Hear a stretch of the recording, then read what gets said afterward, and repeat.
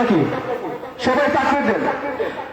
নারে তাকবীর, আল্লাহু আকবার, নারে তাকবীর, আল্লাহু আকবার। দিল ইসলাম জিন্দাবাদ, জিন্দাবাদ, জিন্দাবাদ, জিন্দাবাদ। দিল ইসলাম। আজকের মাহফিল সফল হোক, সফল হোক, সফল হোক, সফল হোক। আজকের মাহফিল নাস্তিকের আস্তানা জ্বালিয়ে দাও, পুড়িয়ে দাও। ভণ্ডদের আস্তানা জ্বালিয়ে দাও, পুড়িয়ে দাও। আজকের মাহফিল সফল হোক, সফল হোক, সফল হোক, সফল হোক। আজকের মাহফিল আশরাফ সাহেবের আগমন, শুভেচ্ছার স্বাগতম। আশরাফ সাহেবের আগমন, শুভেচ্ছার স্বাগতম। নারে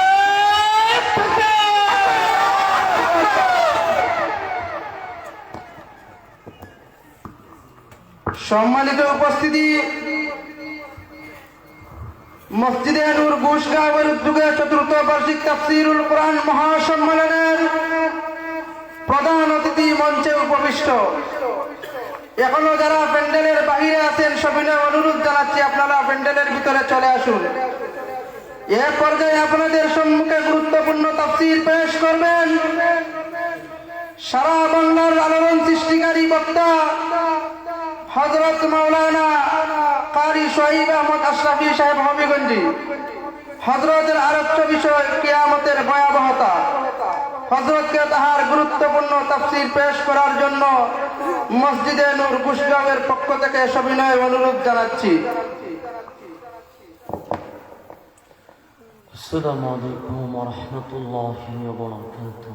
وعليكم السلام ورحمة الله وبركاته. الحمد لله الأكرم الذي خلق الإنسان وكرم وعلمه من البيان ما لم يعلم. فسبحان الذي لا يحصى امتنانه باللسان ولا بالقلم. ونشهد أن لا إله إلا الله وحده لا شريك له. وأشهد أن سيدنا وسندنا وحبيبنا ومولانا محمدا عبد الله ورسوله أرسله بالحق بشيرا ونذيرا وداعيا إلى الله بإذنه وسراجا منيرا.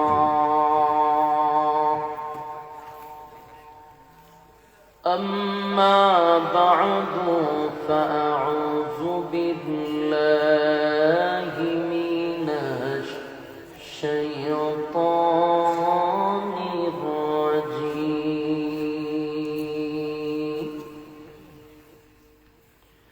بسم الله الرحمن الرحيم.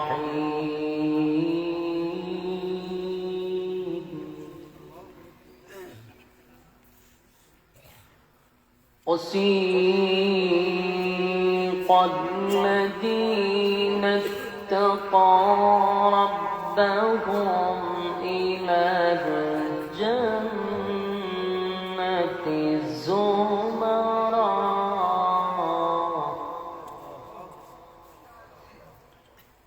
حتى إذا جاءوها وفتحت أبوابها وقال لهم خزنتها سلام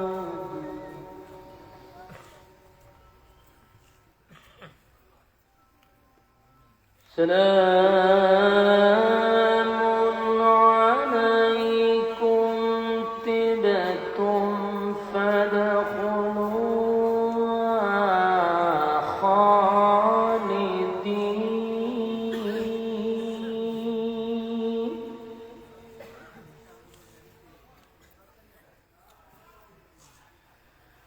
وسيق الذين اتقوا ربهم إلى الجنة زمرا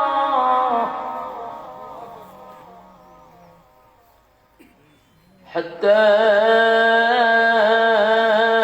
إذا جاءوها وفتحت أبوابها وقال لهم خزنتها سلام.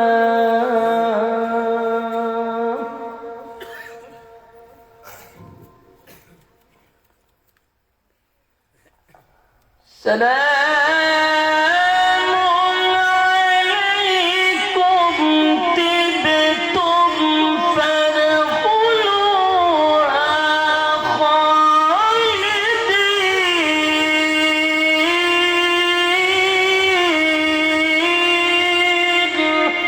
الله أكبر. لله تكبير. لله تكبير. وقالوا الحمد لله الذي صدقنا وعده وأورثنا الأرض نتبوأ من الجنة حيث نشاء فنعم أجر العاملين.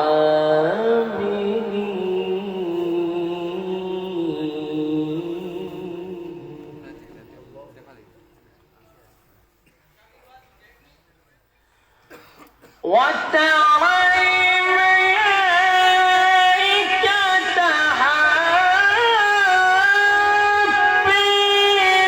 من حول العرش يسبحون بحمد ربهم وقضي بينهم بالحق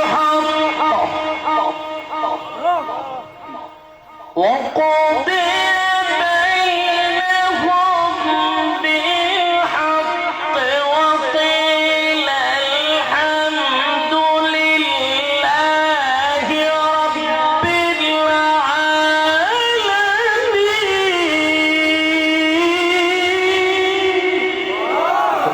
العالمين. لله تكبير. لله تكبير. أحسن يا شيخ أحسن. صوت جميل. وقضي بينهم بالحق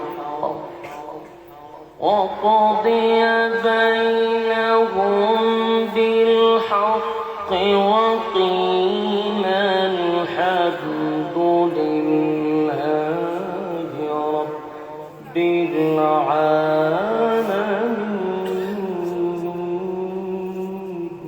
الله أكبر.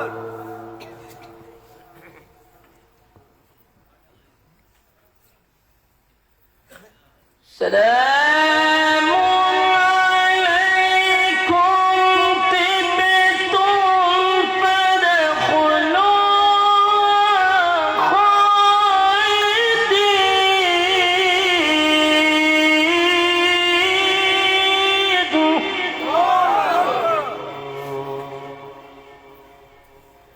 سلام عليكم طبتم فادخلوها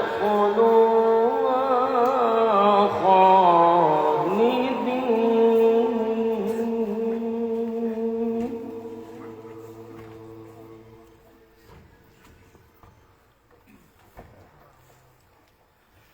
وقالوا الحمد لله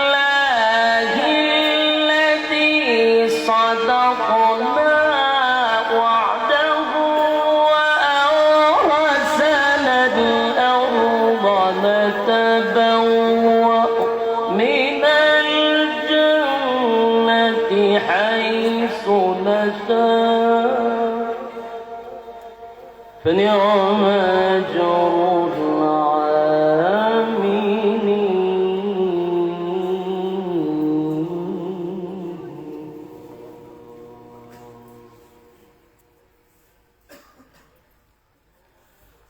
وترى الملائكة حافين من حول العرش يسبحون بحمد ربهم وقضي بينهم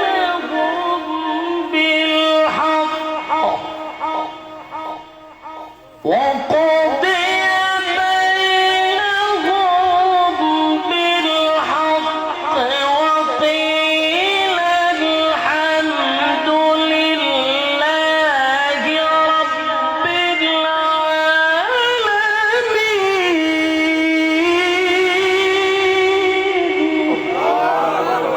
العالمين. أحسن صوتك يا شيخ، صوت جميل. لله تكبير.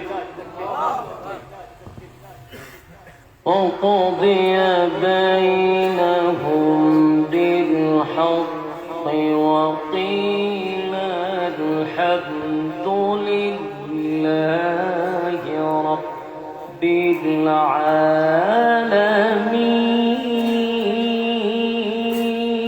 العالمين. وقضي بينهم بالحق وقيل الحمد لله رب العالمين.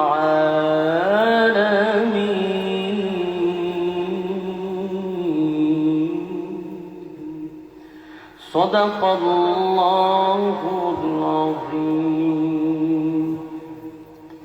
وصدق رسوله النبي الكريم، ونحن على ذلك من الشاهدين والشاكرين والحمد لله رب العالمين.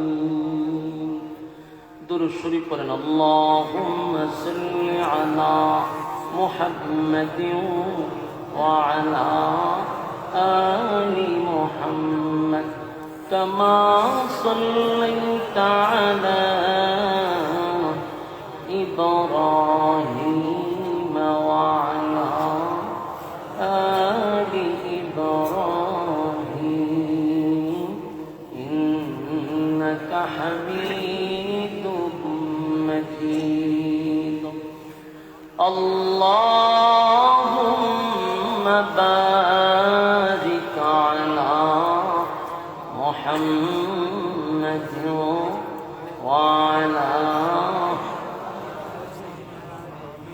كما باركت على إبراهيم وعلى آل إبراهيم إنك حميد مجيد. بختی کا چمکے ستارہ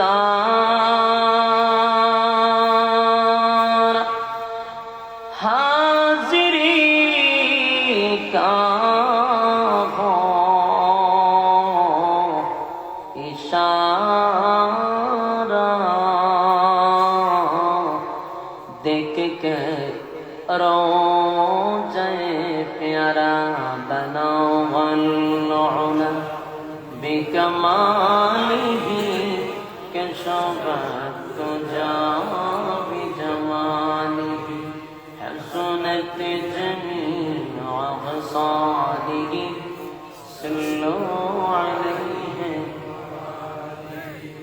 مدینہ مدینہ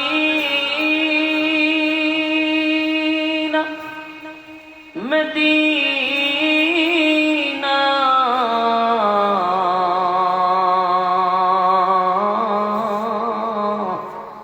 مدینہ مؤمنوں کی گنگنا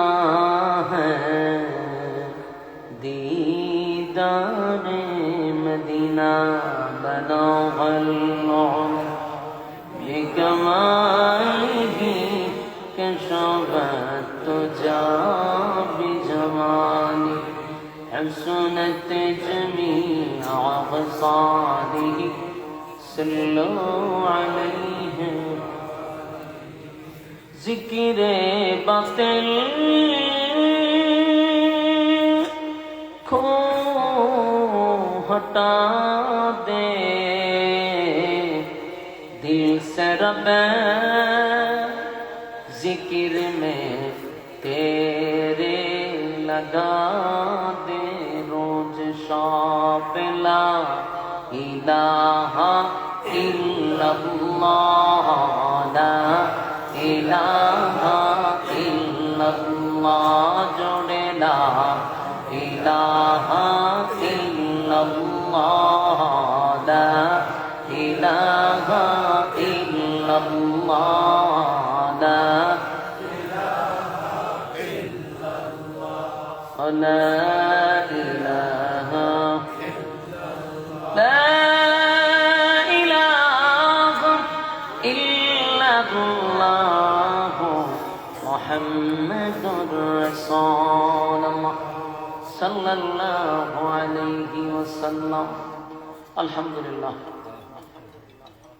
আল্লাহ পাকের অসংখ্য অগণিত শুকরিয়া যিনি অত্যন্ত দয়া মায়া করে হাজারো মানুষ থেকে যাচাই বাছাই করে নির্বাচিত করে পছন্দ করে মহব্বত করে জান্নাতি এক মজলিসে উলামায়ে কেরামদের সহবতে আসার এবং বসার যে সুযোগটুকু দান করেছেন এই জন্য আমরা সকলেই অবরত চিত্তে হৃদয়ের আবেগ অনুভূতি উজাড় করে সমবেত কণ্ঠে উচ্চ আওয়াজে শুকরিয়া আদায় করছি আলহামদুলিল্লাহ। লক্ষ কোটি দুরুদ এবং সালাম আল্লাহর সৃষ্টির প্রধান আকর্ষণ বিশ্ব সভার সভাপতি জনাবে মুহাম্মদুর রাসূলুল্লাহ সাল্লাল্লাহু আলাইহি ওয়াসাল্লামের উপর সম্মানিত সুধী, আপনারা এখানে আসতে পেরে বসতে পেরে খুশি না বেজার? ঘন ঘন আপনার এলাকাতে আইসা মুসিবতি পড়ছে। কিছুদিন আগে এসে গেছি না, এটার প্রভাব পড়ছে আজকের মাহফিল নাকি? ঘন ঘন আসলে একটা সমস্যা, যেন বেশি ঘন ঘন আসতে নাই। আলহামদুলিল্লাহ। আপনারা কি বিরক্ত আমার প্রতি? যতটুকু সময় আলোচনা চলুক আপনারা আমার সাথে মাঝে মধ্যে হ্যাঁ না ঠিক বেঠিক বলতে পারবেন ইনশাআল্লাহ। অত্যন্ত গুরুত্বপূর্ণ একটি মজলিস, ফজিলতপূর্ণ একটি মজলিস। যতক্ষণ এখানে বসা থাকবেন না যারা তাদি হিমসে কিনা উপর থেকে রহমত নাজিল হইতে থাকবে। প্যান্ডেলের বাহিরে যারা আছে রহমত তাদের উপরেই না আপনার উপরে, আপনাদের উপরে। যারা প্যান্ডেলের ভিতরে ঢুকে যাওয়াটা হইল একটা জান্নাতি মজলিসের ভিতরে ঢুকে যাওয়া। যতক্ষণ প্যান্ডেলটার ভিতরে থাকবেন গুনাহ না হওয়াটাই সম্ভব। প্যান্ডেলের বাহিরে গেলে গুনাহ হওয়াটা সম্ভব। আমরা কিন্তু গুনাহ মুক্ত পরিবেশে আছি আলহামদুলিল্লাহ। যাই হোক আলহামদুলিল্লাহ, আপনার সাথে ঘন ঘন দেখা হয়েছে। ইসামতি রাত 12টার পরেও আইছি। 12টার পরে বসছিলাম না, মানুষ তো এর চেয়ে ডাবল ছিল, কিন্তু সন্ধ্যা হালা বৈশাখী আপনার অবস্থা খুব খারাপ। সম্মানিত সুধী, লোক যেমনই হোক কিন্তু আওয়াজ দিতেই ইমান জজবা দেখাই দিতে হবে। পারবেন ইনশাআল্লাহ? শ্রোতা থাকলে কথা বলার উৎসাহ তৈরি হয়, কিন্তু আপনারা যদি আওয়াজ না দেন তাহলে আরো উৎসাহ আগ্রহ নষ্ট হয়ে যাবে। কথা মাঝে মধ্যে বলবেন, পারবেন তো ইনশাআল্লাহ? আরামের ঘুম হারাম করছেন, নরমাল বিছানাতে বসছেন।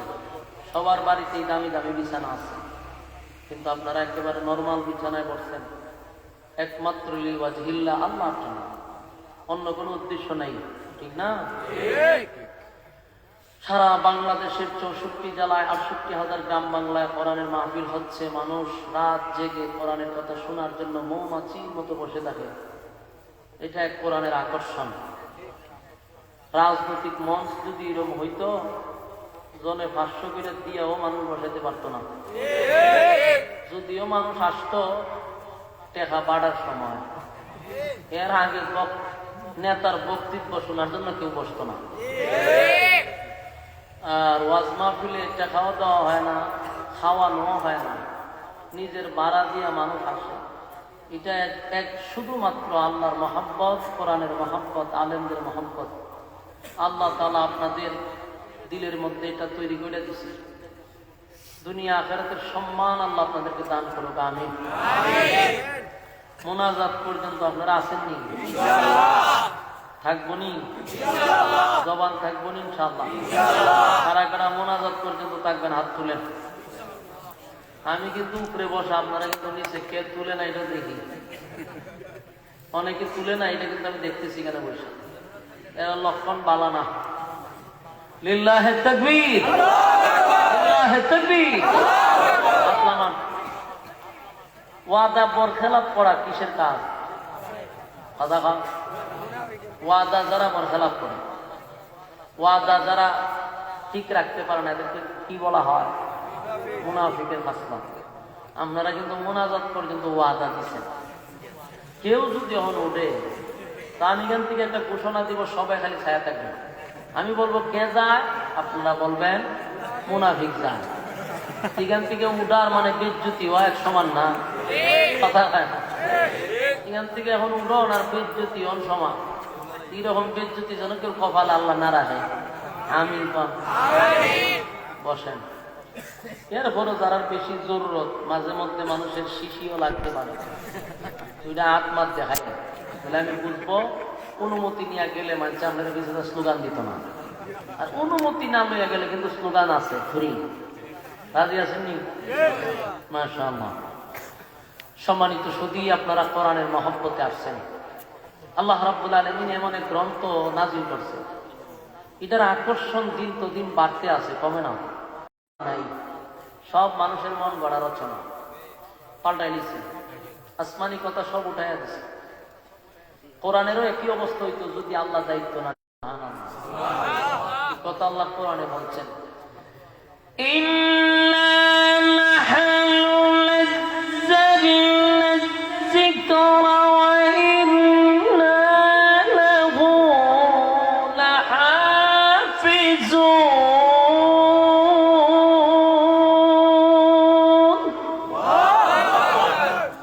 নাজিল করছে আমি, হেফাজত করবো আমি। এই জন্য ১৫০০ বছরের ভিতরে একটা শব্দ পরিবর্তন হবে তো দূরের কথা, একটা নকটাও পরিবর্তন হচ্ছে না।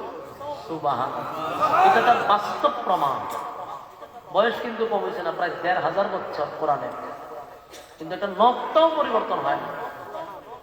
কেমনে পরিবর্তন হইবে? আমাদেরকে মাঝে মধ্যে দেখানো হয় কোরআন ফুইরা লায় অনেকে, কোরআন ফুইরা মুসলমানের কলিজা আঘাত দেয়।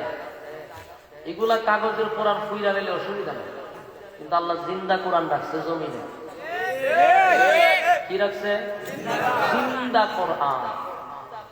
যেই কোরআন কথা কয়, যেই কোরআন খানা খায়, যেই কোরআন ঘুমায়। সুবহানাল্লাহ। ৩০ পারা কোরআন মানুষের সিনার ভিতরে ঢুকায় রাখছে। জিন্দা কোরআন আপনি পড়বেন কেমন? এই জন্যই কোরআন ধ্বংস করার কোনো সুযোগ নাই, যে পৃথিবীর সমস্ত কোরআন ফুইরা নেবেন, কোনো অসুবিধা নেই। আপনি পূর্বেন একদিকে, সাপ্লাই হইব আরেকদিকে।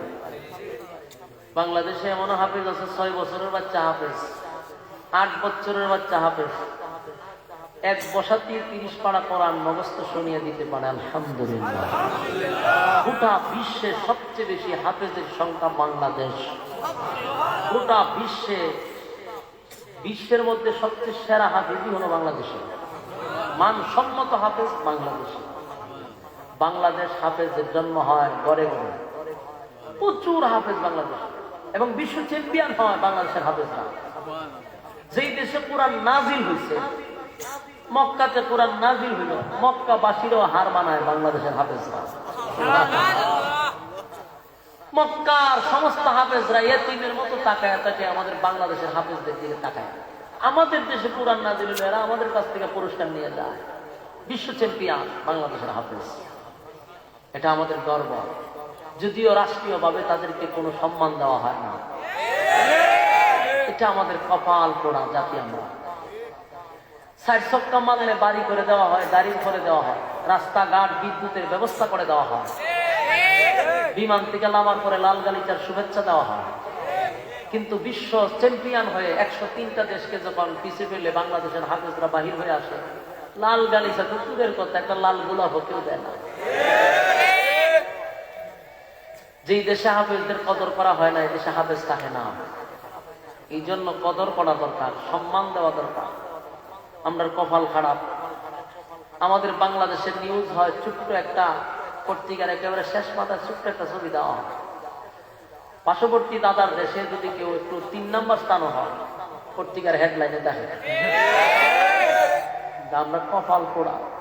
আমরা নিউজ করি কোন নায়িকা বাথরুমে কটার সময় গেল, বাথরুম থেকে কটার সময় বাইরেছে, পায়খানা কেমন হয়েছে, কঠিন না নরম, এগুলো পর্যন্ত নিউজ করে। শাদী কয়টা হয়েছে, বিয়া কয়টা হয়েছে, স্বামী কোন সময় ছাড়ছে, কোন সময় ধরছে, কয়টা প্রেম করছে, এগুলা নিয়ে নিউজ করা হয়। এগুলার সরকারের টাকা দিয়ে ভালতেছে। আর এটি নিউজ করে কোন নায়িকা কোন সময় প্রেম করছে, কার সাথে পার্কে ঘুরাইতেছে, এইগুলা নিউজ। বাংলাদেশের বড় বড় উলামায়ে কেরাম, বিশ্ব সারা হাফেজ, এদেরকে নিয়ে নিউজ করার সময় তাদের নেই। এগুলা তো মূলত কইতে গেলে সমস্যা। আল্লাহ তাদেরকে হেদায়েত দান করুক, আমিন। সম্মানিত সুধী, আমি আপনাদের সামনে কয়েকটা আয়াত কারিমা তেলাওয়াত করছি। আয়াতগুলিকে সামনে রেখে কিছু কথা বলতে চাই। আলোচনার শুরুতেই আমি আপনাদের কাছে জানতে চাই, আল্লাহ আমাদেরকে দুনিয়াত কেন পাঠাইলেন? অযথা, অকারণে, আপনারা বলেন নিষ্প্রয়োজনে মাস্তানি, টেন্ডারবাজি, সাদাবাজি করবার লেগে? প্রত্যেকটা জিনিস করার আগে আমরাও একটা সিদ্ধান্ত থাকে। আল্লাহ আসমান, জমিন, চন্দ্র, সূর্য, গ্রহ, নক্ষত্র, যা কিছু আছে, পাহাড়, পর্বত, সাগর, নদী, নালা, খাল, বিল, যা কিছু সৃষ্টি করছে উদ্দেশ্য ছাড়া করে নাই। এটা আমাদের জানা দরকার। আল্লাহর উদ্দেশ্য আছে। আল্লাহ আমরাও বানাইছে একেবারে যে উদ্দেশ্য ছাড়া, এটাও কিন্তু ভুল। আল্লাহ স্পষ্ট আমাদেরকে জানায় দিয়েছেন, أفحسبتم أنما خلقناكم عبثا وأنكم إلينا لا ترجعون। আল্লাহ কয় অযথা বানাই নাই, নিষ্প্রয়োজনে বানাই নাই। তোমরা যদি মনে করে থাকো যে অযথা বানাইছি, তাহলে এটা ভুল ধারণা। আমি আল্লাহর উদ্দেশ্য আছে না নাই? মাস্তানি, টেন্ডারবাজি, সাদাবাজি করার জন্য আমাদেরকে পাঠায় না, খাওয়ানোর ঘুমানির লেগে আমাদেরকে পাঠায় না। উদ্দেশ্য নিয়ে আল্লাহ আমাদেরকে পাঠাইছে। আল্লাহর যত সৃষ্টি জগৎ আছে, সমস্ত সৃষ্টি জগতের মধ্যে আমাদের ইজ্জত আর সম্মান আল্লাহ বাড়াইয়া দিয়েছে। সম্মানের দিক দিয়ে আমরা সবচেয়ে উপরে, ঠিক না? ইজ্জতের দিক দিয়ে আমাদের সম্মান, ইজ্জত সব দিক দিয়ে ফেরেশতা দিকের চেয়ে আমরা দামি। নূর দিয়ে আল্লাহ বানাইলো ফেরেশতা, আল্লাহ কয় এর থেকে তোরা দামি। অথচ আমরা বানাইলো কি দিয়া? মাটি দিয়া। কিন্তু আল্লাহ কয় তোরা এর থেকে বেশি দামি। এত সম্মান আর মর্যাদা দিয়ে আমাদেরকে বানাইছেন। আসমান, জমিন সব সৃষ্টি করছেন আল্লাহ। সব কোন দিয়া বানাইছে? কোন দিয়া? হয়ে গেছে। কিন্তু আমাদেরকে আল্লাহ কোন দিয়া বানাইছে না। আল্লাহ কয় তোদের গলার থেকে নিয়ে পায়ের তলা পর্যন্ত বানাইছি মিস্ত্রি দিয়া, আর মাথাটা আমি আল্লাহ বানাইছি কুদরতি হাত দিয়া। সৃষ্টি জগতের মধ্যে সবচেয়ে শ্রেষ্ঠ হলাম আমরা।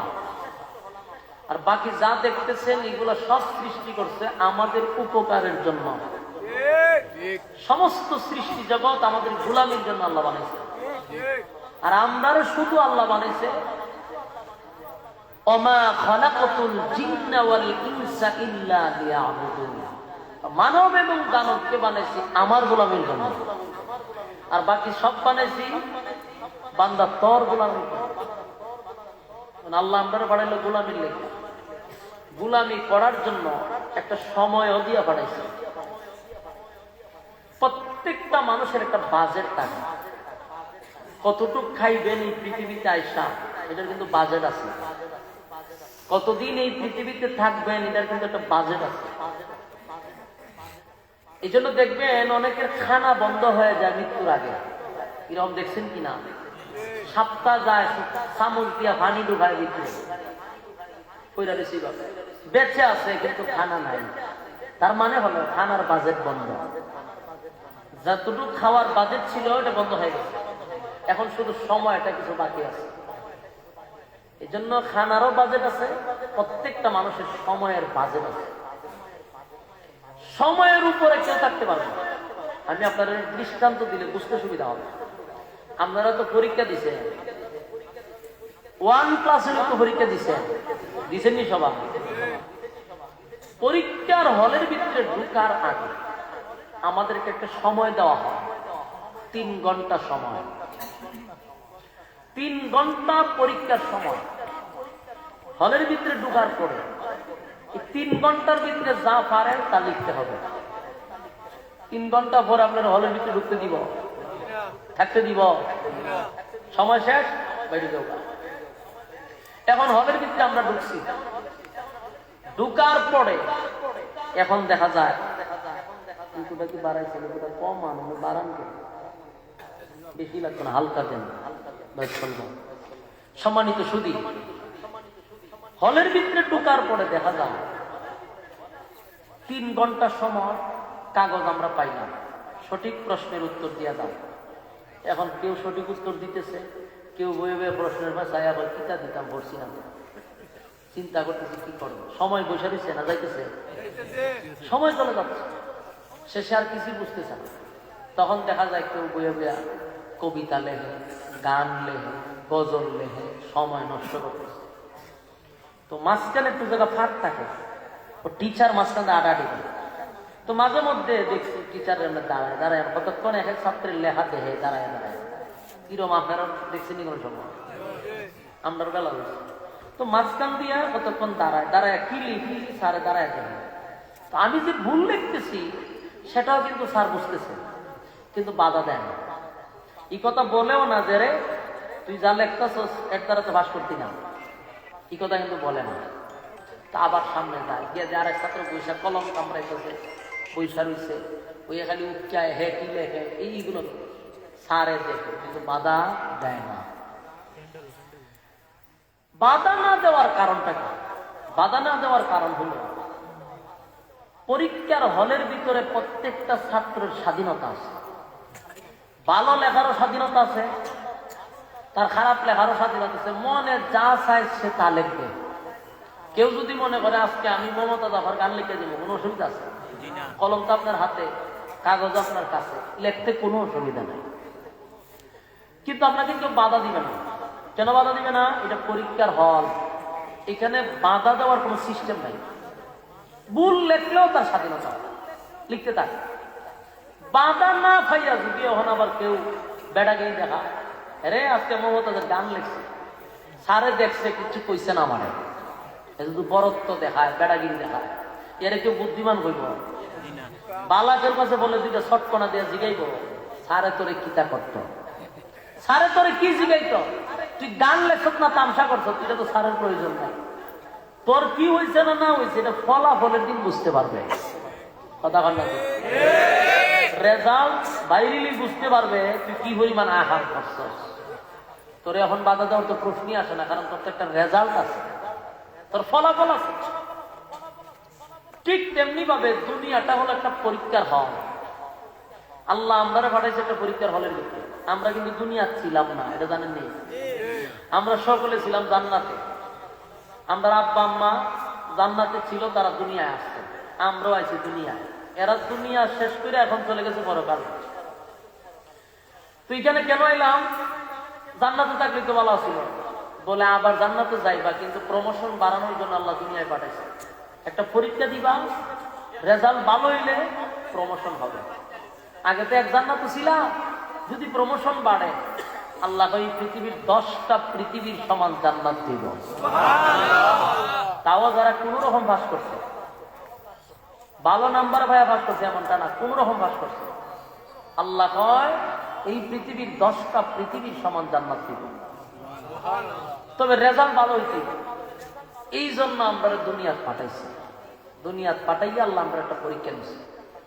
সম্মানিত শুধু তাহলে আমরা মূলত আসছি পরীক্ষা দেওয়ার জন্য। সময় আমরাও একেবারে ফিক্স করে দেওয়া হয়েছে। পরীক্ষার হলে 3 ঘন্টা, আমরা তো পরীক্ষার হলেই আছি।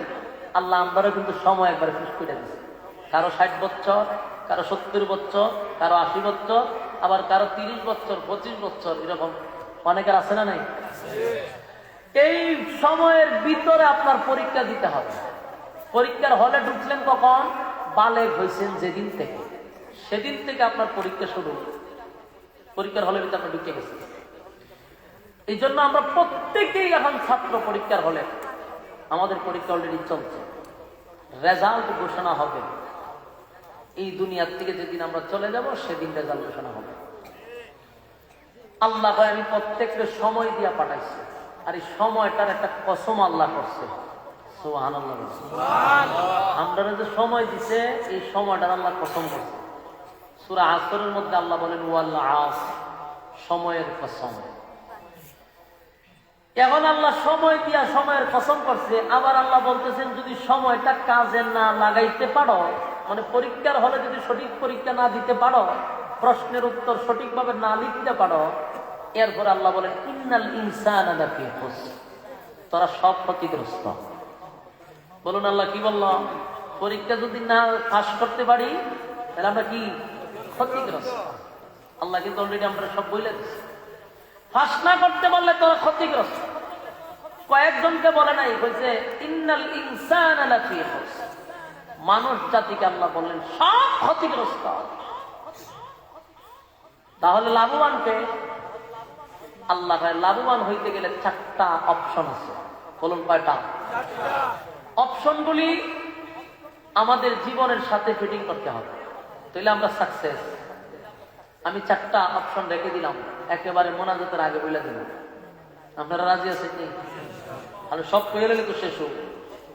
এই 4টা অপশন দিছে শুধু বান্দা বাঁচার জন্য। আর এর আগে আল্লাহ হুমকি দিছে কি, যদি পরীক্ষায় পাস না করস সব ক্ষতিগ্রস্ত। ক্ষতিগ্রস্ত থেকে আমাদের বাঁচতে হবে। আমাদের কিন্তু সময় খুব কম, সবচেয়ে সময় কম দিয়া উম্মতি মুহাম্মদীর আল্লাহ পাঠাইছে। আমাদের সময় একেবারে কম। বনি ইসরাইলের অথবা অন্যান্য নবীদের যুগের উম্মতরা প্রায় 1000 বছর হায়াত পেত, এরা 300 বছরে বালে হইত। সুবহানাল্লাহ আছে। আর আমরা 60 বছরে মরে যাই, আর এরা 300 বছরে খালি আড়াআড়ি শিখত। ওই পরিমাণ হায়াত দিয়ে তাদেরকে পাঠাইছে। আর আল্লাহ আমরা একবারে সবচেয়ে কম হায়াত দিয়ে পাঠাইছে। কিন্তু আমরা মুনাফা কিন্তু অনেক, আমরা প্রত্যেকটা কাজে মুনাফা বেশি। এমনও রাত্রি আছে গোলামি করলে আল্লাহ ভাই 1000 বছরের সওয়াব তোর আমলনামায় দিয়ে দিব। এর সময় বেশি দিছি আর তোরে মুনাফা বেশি দিছি। তোর পুঁজিটা একেবারে কম, কিন্তু এই ব্যবসায় লাভ বেশি। সুবহানাল্লাহ। পুঁজি কম কিন্তু লাভ বেশি। আমাদের এই অল্প পুঁজি দিয়ে আমরা মুনাফা অসীম হতে হবে, তাহলে আমরা পরীক্ষায় পাস। আল্লাহ বলেন বসার থাকেন, ঘুমানির থাকেন, শুয়ে থাকেন, পুঁজি কিন্তু যাইতেছে। এটা বিশ্বাস হয়?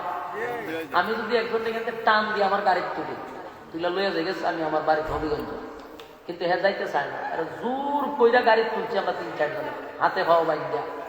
এখন জানালা খুললা ভাই আমার তো জোর করে হুজুরে নিতে চায়, আমি তো যাইতে রাজি না। আমি যাইতাম না, আমার কেন হুজুরে নেয়? আর আমি ড্রাইভারে বলছি কি তো 104 যায় না কেন দিতে দিবে। তুই পিছনে সিট লাগবে, আমি যাইতাম না। বলুন তো দেখি এ কি থাইমা রয়েছে? কথা হয় না, দেখ থাইমা রয়েছে না দ্রুত গতিতে যাইতেছে? হ্যাঁ যায় না, এত আত্ম বাধাও। কিন্তু আমার গাড়ির সাক্কা করতেছে অন্তত পক্ষে 100 গতিতে। তুমি যতই চিল্লাও যাইতা না, তোমার গাড়ি যাইতেছে না। আমাদের হায়ারটা হইল এরকম। ক্লাবে গিয়ে আমরা বোতলটা নিয়ে আর কই দুনিয়াটা মস্ত বড়, খাও দাও ফুর্তি করো, কিন্তু এই মতের বোতল মুখে টানতেছ আর তোমার গাড়ি যাইতেছে। ক্লাবে গিয়ে ডান্স তো পাগলো ডান্স দিতেছ, তোমার হায়াতের গাড়ি কিন্তু দৌড়তেছে। এটা কোনো জায়গাতেই থামে না। যেদিন থামবে এটাই তোমার জীবনের শেষ স্টেশন। কথা বুঝতেছেন? তাহলে আমরা কেন আসলাম? আমরা অতীত ভুলে গেলে চলবে না, ঠিক কিনা? আল্লাহ কিন্তু আমরা সম্মান দিয়া বানাইছে, ইজ্জত দিয়া বানাইছে। সমস্ত মাখলুকাতের মধ্যে আল্লাহ আমরা সম্মানটা বেশি দিছে, ঠিক না? আল্লাহ রাব্বুল আলামিন বলেন, সমস্ত মাখলুকাত সহ, সৃষ্টি জগৎ সহ যা কিছু তোমাদের চোখে দেখো, সব আমি আল্লাহ সৃষ্টি করছি মাত্র হুকুমের দ্বারা। সুবহানাল্লাহ। হয়ে গেছে।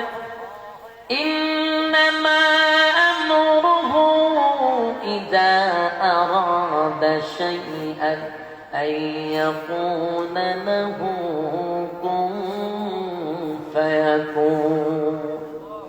আল্লাহ রাব্বুল আলামিন বলেন, এক পৃথিবীর মানুষ, আমি সব কিছু কমপ্লিট করছি মাত্র কোন দিয়া, হয়ে গেছে। কিন্তু তোর শরীরটা মাত্র 3.5 হাত।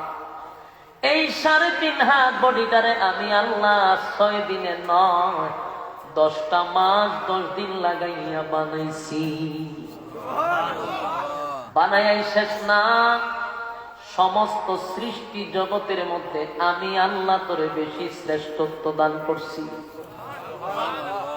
তুই গুনাহ করস, কিন্তু ফেরেশতারা গুনাহ করে না। বানাইছি নূর দিয়া, আমি আল্লাহ নূরের চেয়েও বেশি তোরে দাম দিছি। তুই গুনাহ তৈরি করস, ফেরেশতারা গুনাহ কি জিনিস চিনে না। এরপরও বান্দারে তোর থেকে ফেরেশতার দাম বেশি না, বরং ফেরেশতাদের চেয়ে তোর সম্মান আর মর্যাদা বেশি।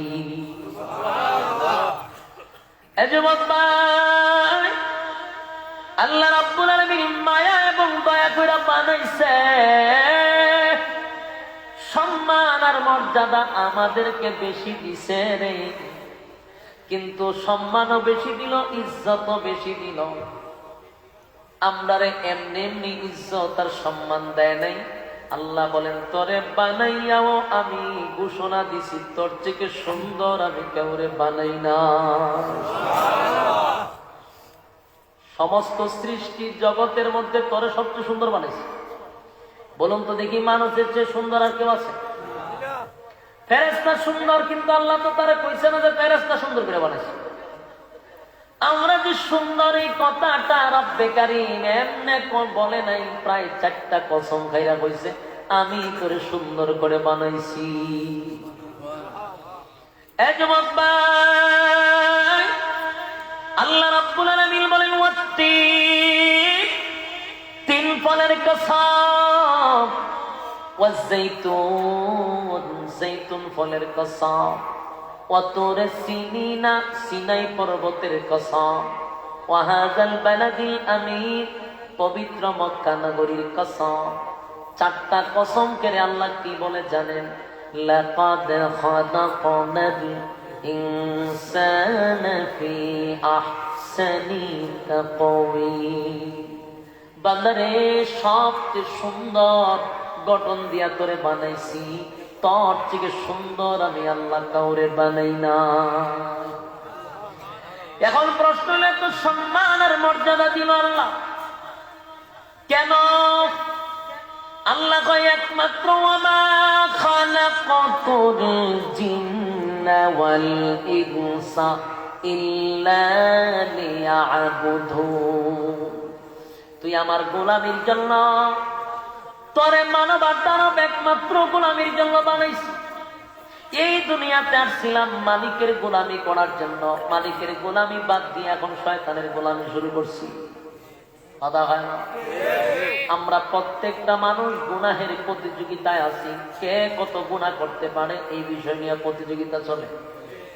অথচ রব্বে কারীম তোমার এত সম্মান আর মর্যাদা দিল রে, কোন কারণে দিল? বান্দা তুই আমার গোলামি করবি, বান্দা তুই আমার গোলামি করবি। যা কিছু সৃষ্টি করছি বান্দা সব তোর গোলামি করবে। আমি আপনাদেরকে বলি, আপনারা যখন গরু জবাই করেন, গরুটা কিন্তু সহজেই তলোয়ারের নিচে শুয়ে যায় না। 4-5 জনের দইরা গরুটারে হাতে পায়ে বেঁধে তারপরে শোয়া দেওয়া হয়। 3-4 জনের দইরা তরবারিটা গলার মধ্যে লাগায়া দেওয়া হয়। এই গরুটা বাঁচার জন্য কত না চারটা চারটি করে লাফালাফি করে, তারপরও বান্দায় গলার মধ্যে ছুরি লাগায়া দেয়। আল্লাহ রাব্বুল আলামিন ডাক দিয়া বলে, বান্দা শোন, আমি দেখি রে এই গরুটা বাঁচার জন্য কত না লাফালাফি করলো, কত চারটা চারটি করলো, কিন্তু বাঁচতে দিলি না। এই গরুটারে 4-5 জনে দইরা গলার মধ্যে ছুরি লাগায়া দিলি। আমি আল্লাহ দেখি এরপর বাধা দেই না রে বান্দা, গলার মধ্যে ছুরি লাগায়া দিছস, কোনো অসুবিধা নাই, আমি আল্লাহ তোর জন্য হালাল করে দিয়েছি, খা বান্দা, খাইয়া গোলামি করবে আমি আল্লাহ। এই জন্য তোর জন্য হালাল করছি, কারণ তুই আমার গোলামি করস। গরুটা বাঁচার জন্য চারটা চারটি করলো, আমি আল্লাহ তোর গুনাহ, তোর আমলনামার মধ্যে গুনাহ লিখি না, কারণ তোর জন্য হালাল করছি। খাইবি বান্দা, খাইয়া তো গোলামি আমারই করবি। কিন্তু বান্দায় গরুর গোশত খাইয়া বরং আল্লাহর বিরুদ্ধে নাফরমানি করে আসে না না। এই যুবক ভাই,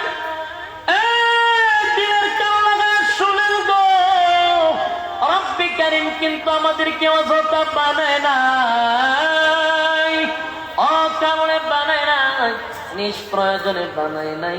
আল্লাহ ভাই বান্দারে গোলামির লেগে বানাইছিলাম। তুই যা চাস আমি আল্লাহ তোরে দে, তুই শুধু গোলামি করবি আমি আল্লাহ, আর আমি আল্লাহ সমস্ত সৃষ্টি জগৎকে তোর গোলামির জন্য রেখে দিলাম। জোরে কান সুবহান। গোলামি করব কার? আরো জোরে হয় না? আল্লাহর গোলামি করব। আরে যুবক ভাই, মানুষের তো বড় নিমখারাম, মানুষের মতো এত অকৃতজ্ঞ আর কোন প্রাণী নাই। সব কিছু করলো আল্লাহ মানুষের জন্য, কিন্তু মানুষ আমার মালিকের গোলামি করে না। গাছেও কিন্তু আল্লাহর জিকির করে, মাছে আল্লাহর জিকির করে, পানি নদী নালা আল্লাহর জিকির করে, সমস্ত মাখলুকাত আমার মালিকের জিকির করে। এ যুবক ভাই, সমস্ত প্রাণী মালিকের জিকির করে গো। গাছের জবান থেকে যেদিন জিকির বন্ধ হয়ে যায়, সেদিন আমার আল্লাহ গাছ তারে মেরে ফেলে দেয়। কথা হয় না? গাছের জবান থেকে যখন জিকির বন্ধ হয়ে যায়, গাছ আর বাঁচে না। মাছের জবান থেকে যদি জিকির বন্ধ হয়ে যায়, মাছ মরে যায়। নদীর জবান থেকে যদি আল্লাহর জিকির বন্ধ হয়ে যায় রে, নদীটা মরা নদী হয়ে যায়। যে কোনো মাখলুকাত যদি মালিকের গোলামি না করে গো, আমার আল্লাহ তারে আর দুনিয়ায় রাখতে দেয় না, সাথে সাথে তার মৃত্যু হয়। কিন্তু মানুষকে আল্লাহ বানাইলই গোলামির জন্য। মানুষ তো আল্লাহর গোলামি করে না, আল্লাহ মারেও না। তার কারণটা কি? বৃষ্টি পড়ে আশ্চর্য হারবা, এটা এক ধরনের রহমতই। অসময়ে বৃষ্টি, এটা জমিনের জন্য অনেক উপকার। যতটুকু বসা যায় আপনারা বসলেন, ওয়াজ করলেন, আমার কোনো অসুবিধা নেই। অল্প সময় কথাগুলি শেষ করবো, ভালো করে বোঝার চেষ্টা করবো। একটু দিলের কান লাগাইয়া কথাগুলি বোঝার চেষ্টা করেন। এখানে একটা যুক্তি আছে। আল্লাহ কিন্তু গাছরে গোলামির জন্য বানাইছে না, মাছ গোলামির জন্য বানাইছে না, নদীরে আল্লাহর জিকির করার জন্য বানাইছে না, গোলামি করার জন্য মানুষকে আল্লাহ বানাইছে। অন্যান্য প্রাণীর জিকির বন্ধ করলে সাথে সাথে মৌত হয়ে যায়, কিন্তু মানুষ গোলামি না করলে আমার আল্লাহ তারে মারে না, গজব দিয়া মারে না। তার কারণ হলো বান্দারে, গাছের জান্নাত নাই, গাছের জাহান্নাম নাই, মাছের জান্নাত নাই, জাহান্নাম নাই, পশু পাখির জান্নাত নাই, জাহান্নাম নাই। বান্দা তোর জাহান্নামও আছে, জান্নাতও আছে। জোরে কোন ঠিক কিনা? এই জন্য মানুষ তোরে মাঝখানে বাধা দেয় না। পরীক্ষার হলের ভিতরে আসস, পরীক্ষা দিতে থাক, ভালো লেখস মন্দ লেখস, রেজাল্ট যেদিন বাহির হবে সেদিন বুঝতে পারবি এই পৃথিবীতে কেউ থাকতে পারে নাই, আপনি আমিও থাকতে পারবো না। না কেউ থাকতে পারছে? যুবক ভাই, আল্লাহ বলেন সময়ের কসম, সময়ের কসম করে বলি ইন্নাল ইনসানা লাফি খুসর, পৃথিবীর সব মানুষ ক্ষতিগ্রস্ত। চারটা অপশন আছে, এটা বলতেছি আপনাদেরকে, এর আগে বুঝতে হবে। সময়ের কসম করছে আল্লাহ, আমাদের পুঁজির কসম করছে। এই পৃথিবীতে আগেও কেউ থাকতে পারলো না, এখনো না, ভবিষ্যতেও না। এটা টাকার জায়গা নয়, টাকার জায়গা নয়। এই পৃথিবী আমাদের আজ হোক কাল হোক ছাড়তে হবে। আরে ভাই, সময়ের মূল্যায়ন করতে হবে। সময় থাকতে সময়ের মূল্যায়ন করা দরকার। দুনিয়া হোক পরকাল হোক, দুনিয়া হোক পরকাল হোক, যারা সময়ের মূল্যায়ন করছে, আমার আল্লাহ তার দুনিয়ার দিকে সময়ের মূল্যায়ন করলে দুনিয়ায় ডেভেলপ করে দিছে, দুনিয়ার দিকে উন্নত। পরকালের দিক দিয়া যদি কেউ সময়ের মূল্যায়ন দেয়, পরকালের দিক দিয়া সে উন্নত। ঠিক নেই? ছাত্র ভাইয়েরা যদি সময়ের মূল্যায়ন করে, ছাত্র জীবন উন্নত।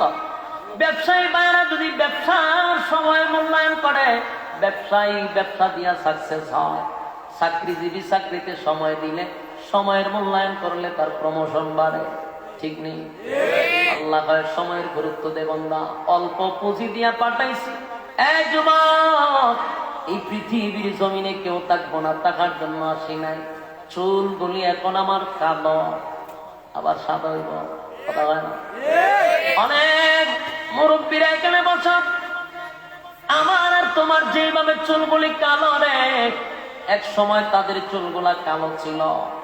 আমাদের দাঁতগুলা এখন খুবই শক্ত, এক সময় তাদেরও শক্ত ছিল। আমাদের শরীরের চামড়া এখন ব্লিজ মারে, ওই মুরব্বীদের চামড়ায় ব্লিজ মারত। কিন্তু এখন চুলগুলা সাদা হয়ে গেছে, দাঁতগুলা নরম হয়ে গেছে, চামড়াগুলি ডিল হয়ে গেছে, শরীরে আগের মতো শক্তি নাই। বুঝতে হবে সিগনাল। বলুন কিসের সিগনাল? সিগনাল। এই জন্য ক্ষমতার অপব্যবহার করা যাবে না। যৌবন পাইয়া যৌবনের অপব্যবহার করা যাবে না। নদীর যেমন স্রোত সব সময় থাকে না, জোয়ার সব সময় থাকে না, বাটা আছে। মানুষের যৌবন কালের একটা বাটা আছে না নাই? 15 থেকে নিয়ে 25 পর্যন্ত টাটকা যুবক, 25 থেকে নিয়ে 30 পর্যন্ত টাটকা যুবক, 30 থেকে নিয়ে 40 পর্যন্ত। এটা বাড়েও না কমেও না। 40-এর পর থেকে খালি কমতে থাকে, এরপর আর বাড়ে না। যুবক ভাইরা আমার, সময়ের মূল্যায়ন করতে হবে। পৃথিবীর তো থাকবো না, প্রত্যেকটা প্রাণী মৃত্যুর স্বাদ গ্রহণ করতে হবে। কুল্লু নাফসিন যায়িকাতুল মাউত। আমরা জানি মৃত্যুর স্বাদ আমাদের গ্রহণ করতেই হবে। এর আগে আগে পরকালের সামান তৈরি করার দরকার আছে না না? কিন্তু আশ্চর্য বিষয়, আমরা দেশের মধ্যে একটা কুসংস্কার, আল্লাহ জানে সিলেটে আছে, সব জায়গাতে এই সমস্যা। আমরা কবরে যাওয়ার আগে আমরা সামান তৈরি করতে হবে, ঠিক না? যৌবনকাল থাকতে সময় দিতে হবে। আমরা তো দরবেশ সাজি 70-এর ঘরে, ঠিক না? এক থেকে নিয়ে 40, 35, 50-এর আগ পর্যন্ত আকাম কুকামের পিএইচডি করে আমরা সার্টিফিকেট অর্জন করি। 50-এর পরে যখন দেখা যায় শরীর কাঁপে, চুল সাদা, দাঁত লড়ে, এখন চিন্তা করে আস্তে আস্তে দাড়িটা রাখা দরকার। বেচারা দাড়ি রাখে। এখন বেচারা তসবি একটা লওয়ার দরকার, তসবি একটা হাতে লাগে। টুপি লাগানোর দরকার, টুপিও লাগা। পাঞ্জাবি মাশাআল্লাহ সব ঠিকঠাক আছে। এখন বেচারা মসজিদও ঘন ঘন যায়, আসা যাওয়া করে। মসজিদও তার যাওয়া আসা দিকে মসজিদ কমিটি হয় সর্বনাশ।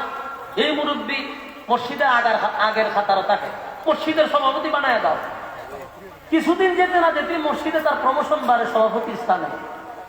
অথচ কিছুদিন আগেও আকাম কোহমের পিএইচডি করা এই ব্যক্তি হয় মসজিদের সভাপতি।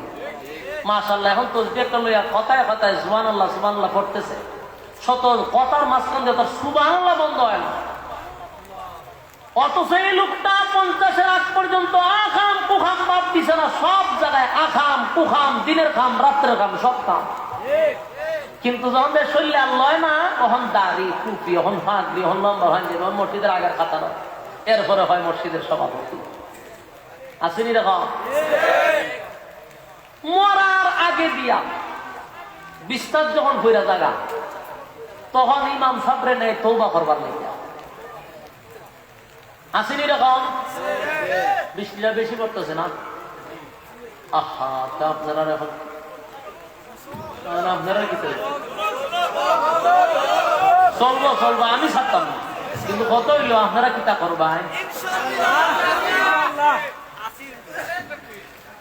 আচ্ছা, বাস্তব কথাগুলি তুইলা ধরতেছি, এরপরে আমি আলোচনা যাচ্ছি, আপনার ধৈর্য থাকলে। এটা একটা পরীক্ষা, সবকিছু আল্লাহর পক্ষ থেকে। আমার উপর বৃষ্টি অন পড়ছে না, বললে দিয়ে অন পড়ছে না।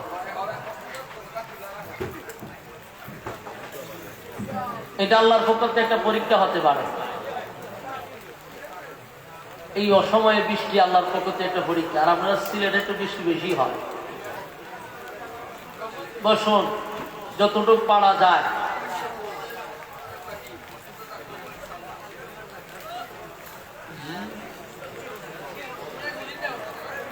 মসজিদে গিয়ে এখন আবার শুরু করুন, এটা তার সমস্যা। 1 ঘন্টা তো আলোচনা হয়ে গেছে, এখন আবার মসজিদে গিয়ে শুরু করাটা তো সম্ভব না।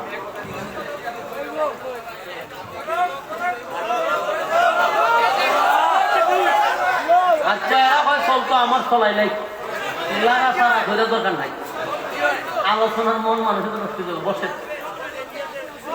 সম্মানিত সুধী, যেই কথাটা বলতেছিলাম, যৌবন কাল চিরদিন থাকে, বলুন থাকবো? আমরা চুলকি খালা থাকবো সব সময়? দাঁত শক্ত থাকবো? থাকবে না। আমাদের এই যৌবন কাল চিরদিন থাকবে না, সুতরাং যৌবন থাকতে থাকতে কদর করা দরকার। দাড়ি রাখা দরকার যৌবন খালে, মসজিদের আগের খাতার টাকা দরকার যৌবন খালে, তসবি দিয়া সুবহানাল্লাহ টিফা দরকার যৌবন খালে। কিন্তু আগামের পিএইচডি করে তসবি হাতে লাভ, কোন লাভ হইব? আমরা দেশের সিস্টেমটা আমি কইলাম না, সারা জীবন করলো আকাম প্রোগ্রাম, এরপরে মসজিদের সভাপতি। তখন দেখার সুবহানাল্লাহ আছে, হ্যাঁ, সুবহানাল্লাহ ঠেলা ছুটে মাথা নষ্ট। আমার প্রশ্ন হলো, যৌবন কাল কোন কাজে ব্যয় করছ? এর সুবহানাল্লাহ দিকে শয়তান আসে। আমাদের দেশের সমস্যাটা হলো, একেবারে সরকার যখন শুরু হয়, সাকরাত শুরু হইলে পরে এই সময়টাতে আমাদেরকে নেওয়া হয়, হুজুর আমার আব্বারে তওবা করাইয়া দেন। বেচারা চলে যাইতেছে, আব্বারে তওবা করাইয়া দেন। এই কুসংস্কার, এটা আমাদের দেশে এখনো আছে। আল্লাহ এই সমস্ত কুসংস্কার থেকে আমাদেরকে হেফাজত করো।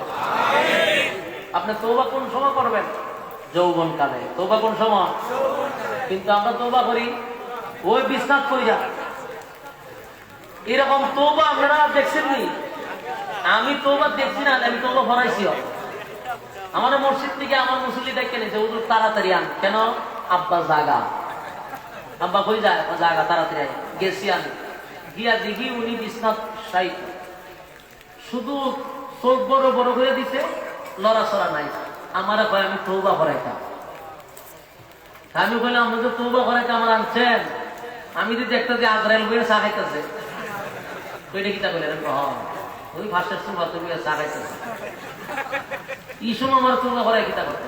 হুজুরের পরে তওবাটা করাইলাম। আব্বা যে গুনাহ কথা করছে আর যেন না করে কইয়া দেয়। আমারে তওবা করাইতেছে, ঠিক আছে দেন, কিতাটা করাইতাম, কই যে রুমাল আছে একটা লাগাই দিয়েছেন, কিতা কইতাম। আপনারা যে বলো তওবা করায়, মানে আমি কিতা করো, মসজিদের ইমামতি, তাও আবার ছাত্র জামানায়, বেশি বর্ডার করলে ইমামতি থাকতো না। আরেক বিপদ, ছাত্র জামানায় এখন পড়া ইমামতি ঘুরে ঘুরে পড়ালেখা করি, এখন যদি চাকরি ছুটে যাইতে দাম করবো, আমি আছি বিপদ। আমি দেন, আমি তওবা করাইতাম। কিতা করাইতাম? যখন কইতে যে আর জীবনে কোনোদিন কোন নামাজ ছাড়তেন।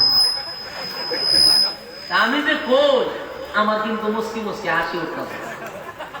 আর মুসকি মুসকিতে হাসি মুসল্লিরা দেখতে কিন্তু আমার প্রতি খেপতাছে। কথা বুঝতেছে? আমি বলতেছি আর জীবনে কোনোদিন কম নামাজ ছাড়তেন না, এবারে কি আমার সাথে কাউন্টার দিতে পারতেছে? হ্যাঁ বাটার শুনলে তো আজরাইলে বর করবে একটু পরে আজরাইলে চা খায় আর আমারে হয় তৌবা করে তো আমি কি কইতেছি কোন আর জীবনে প্রচলিত যে তৌবা করা মানে এরকম তো সিস্টেম আমার করতে হইব কোন আর জীবনে নামাজ ছাড়তেন না সে বেটা হাও কেন নাও হয় না আর জীবনের বেগানা নারীর দিকে তাকাইতেন না হ্যাঁ হাওয়া নাই নাও নাই পরের জায়গা কোনোদিন আর দখল করতেন না এই অনেকগুলা কথা কইলাম আমার আবার মুস্তি মুস্তি আশ উঠতেছে কোন রকম তৌবাটা করাই আমি রুমাল্লা মন্দিরে মসজিদ আইছি আমার ঘরে দিয়ে কতক্ষণ পরে আমার সভাপতি ডাক্তার নিছে নিয়ে বলতো সাথে একটু কথা চাইেন আমার ভিতরে একটা বাড়ি মারছে যে বিচার গেছে ওই এরা বিচার দিচ্ছে সভাপতি তারা ইমাম সাহেব রাখুন যেত না এটা ফাতলা বয়স কম ইমাম সাহেব বাড়ি ইমাম দরকার বয়স একবারে কম এবার ভাবলাম কি ঘটে তো বিচার দিচ্ছে সভাপতি ডাক দিলে হুজুর ঘটনা কি কিটা ঘটনা আমনে হুজুর একটু বাড়ি হওয়া দরকার আমারও বুঝাইতেছে আমার একটু হয়তো আপনি একটু বাড়ি হওয়া দরকার বাচ্চা ও আপনি মাংসার মানুষ তো আমি বাড়ি হওয়ার দরকার না বুঝার অনেক ভুল আছে আপনাদের আপনারা সচেতন হওয়া দরকার বারো মনে পড়ে আপনারা সচেতন হন আগে আমার হুজুর আপনারা নিজে তৌবা করে তার পরে বাপ মরে মরে আপনি গেলে কেউ মুসকি মুসকি আসেন বইজাত লাগতে না আমি গাড়ি সভাপতি সাহেব আমি মুসকে আসতাম না কেমনে আমি দেখতাম যে আজরাইল বইয়ে সাহাইতেছে কি সব নিজে তৌবা করে এরা তো আওয়াম মানুষ আস্তাক করে কি টাকা আমি আসি দেখছি আমি দেখছি চা খাই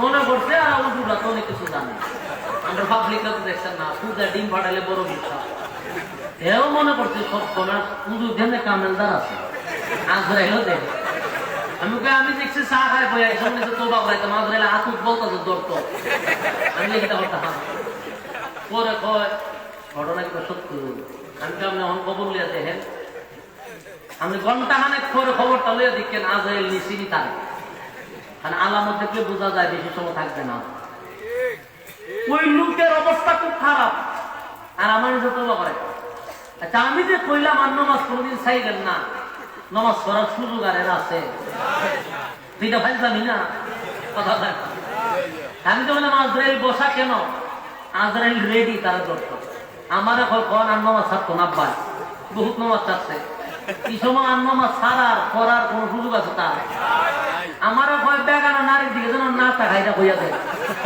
তখন পিঠা খাই তার একটা সময় আছে ইটাকে হয় যাবি না এটা তোমরা কিন্তু চলতেছে গ্রামে গঞ্জে আপনারা বিশ্বাস না করলে জিগায় মজুর এই মরার সময় নেই তোমরা এরপরে পরের জায়গা দখল করতো না আর জীবন দখল করে বাড়ি ঘুরে লেছে অহন নিচে দখল করতো না অহন করার সময় আসেনি বিকাল না যাইতে যাইতে বেচারা শেষ উড়ি গেল না আমি যে তৌবা করাইলাম এই তৌবা দিকে তো শয়তানের ডান্স করে ডান্স করে শয়তান এখন বহু আগে তার রিটার্ডে ভাড়াই দিছে তারা দিয়ে আমার কাজ হয় না এখন গেছে তৌবা করাই আমি আপনাদের কাছে নসিহতটা করব কি ফাইজলামি জায়গা 60-এর পরে বয়সটা যখন আমাদের 60 হয় এর পরে যে সময়টা ওই সময়টা একটু ব্যতিক্রম এটার হিসাব আল্লাহ নেয় না যেমন মানুষের 3টা কাল আছে শিশুকাল যৌবনকাল বৃদ্ধকাল আল্লাহ ভাই 2টা কালরে আমি মাইনাস করে দিলাম শুধু মাঝখানের কালের জবাব দেয়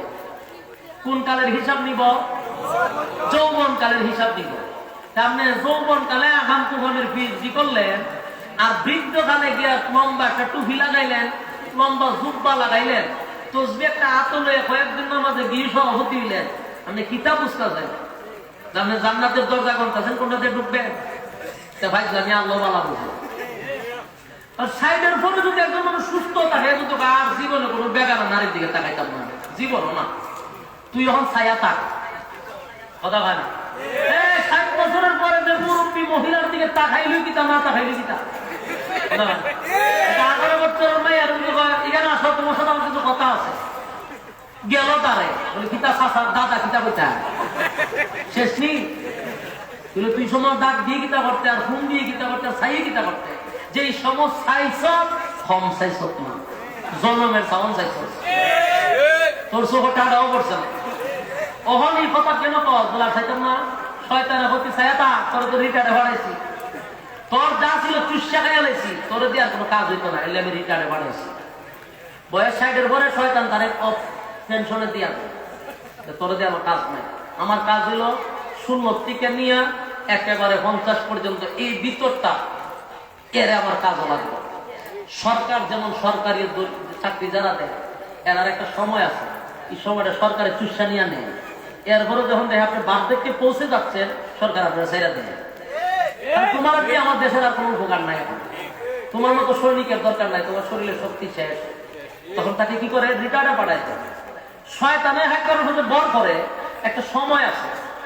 এখানে 25 বছরের যুবকটির উপরে কতটা বর করে, 80 বছর 60 বছরের বৃদ্ধর উপরে একটা শয়তানও নাই, সব রিটায়ার্ডে আছে। এই সময় যদি আপনি তৌবা করেন, এটা গ্রহণযোগ্য না। কথা বুঝতেছেন? এই সময় তৌবা কবুল হইব? যা খবর তো করে লেছে, আপনি আর কিতা করতে চান, মনে করতে পারবেন? এই ভুল থেকে আমরা ফিরে আসতে হবে, পারবো তো ইনশাআল্লাহ? আল্লাহ রাব্বুল আলামিন বলেন, যৌবনকালের হিসাব শুধু দিবি, আগে পিছে সব ক্ষমা করে দিলাম। মাঝখানের হিসাবটা দে, মাঝখানের হিসাব যদি দিতে পারস, বান্দারে আমি পাই পাশে হইলো তোর জান্নাতে ঢুকাই, বজুরে কোন সুবহানাল্লাহ। যৌবনকালে যদি গভীর রজনীতে নজরুলে রহমতের সময় কেউ দাঁড়ায় যায়, ঠান্ডা পানির মধ্যে হাত দেওয়া যায় না গো। এই ঠান্ডা পানি দিয়া যদি বান্দা উযু করিয়া আল্লাহর কুদরতি পায়ের সামনে দাঁড়াইয়া সেজদায় পড়ে চোখের পানি গুলো ছেড়ে দেয় রে, আল্লাহ ভাই আমার রহমতের মধ্যে জোশ উঠে যায়। বান্দা দোয়া করতে দেরি, আমি আল্লাহ কবুল করতে দেরি না। একবার ডাক দিলে আমি মালিক 70 বার জবাব দেই। 25-30 বছর 40-এর ভিতরে যদি কোন যুবক কয় আর জীবনে খারাপ কাজ করবো না, এটা যুক্তি, কথা হয় না দিদি? যুক্তি। আর 60 বছরের মুরব্বী যদি কয় আর জীবনে কোনো মাইয়ার দিকে তাকাইতাম না, সেপ পালাই দিছি, এটা অযুক্তি, কথা হয় না? যেই সময় আমার আল্লাহ আমার শরীরে শক্তি দিছে, গুনাহ করার ক্ষমতা দিছে, তখন গুনাহ থেকে যদি বিরত থাকি, এটা কোন যুক্তি? আল্লাহ ভাই তখন ডাক দিবি 70 বার জবাব দিতে আমি প্রস্তুত, জোরে কোন সুবহানাল্লাহ।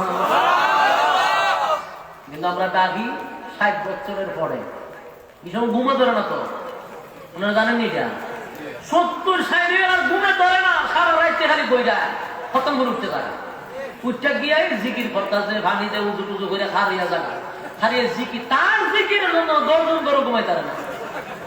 ইয়ার এক মুসিবত, এতে নিজেও ঘুমায় না, আর 10 জনে ঘুমাই ফেলে দেয়, কারণ এত ঘুমে ধরে না। এর যে সময় ঘুমের দত্ত, এই সময় জনমের ঘুম ঘুমাইতো, এখন ঘুমে ধরে না, তখন আল্লাহরে ডাকে। আল্লাহরে ডাকত না হয় দাবি করা, এটা তো ইসলামী খরচ। এখন ঘুমে ধরে না, আমার ডাক। আমি আমাদের যুবকদেরকে বলি, আপনারা যুবক, আমিও যুবক, আমি আপনাদের হাতে পায়ে ধরে বলি, যৌবনকাল কাজে লাগাইতে হবে। এখন দাড়ি রাখেন, 70 বছর গিয়া দাঁড়িয়ে কি করতেন?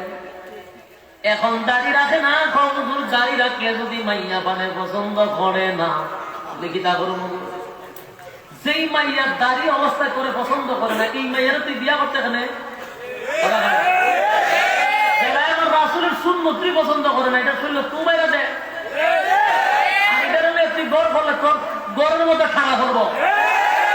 আমার রাসূলের সুন্নত পছন্দ করে না, এটা বিয়া করতে যুক্তি দেখ, বিয়াটা করে দাঁড়িয়ে রাখো, তুই কি জাত বউ বিয়া করছ, রাসূলের সুন্নত পছন্দ করে না, কথা হয় না?